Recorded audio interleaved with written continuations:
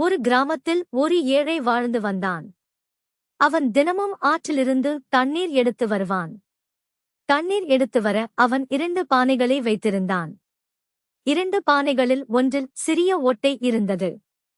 அதனால் ஒவ்வொரு நாளும் வீட்டுக்கு வரும் பொழுது பானையில் பாதியளவு நீரே இருக்கும். குறையில்லாத பானை குறையுள்ள பானையைப் பார்த்து எப்பொழுதும் அதன் குறையை கிண்டலும் கேலியும் செய்து கொண்டே இருக்கும்.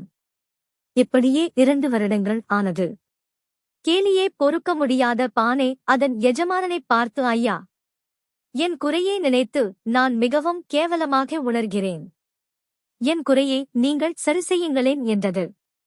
பானையே, நாம் வரும் பாதையில் உன் பக்கம் இருக்கும் அழகான பூச்செடிகள் வரிசையை கவனித்தாயா என்று அதன் எஜமானன் கேட்டான்.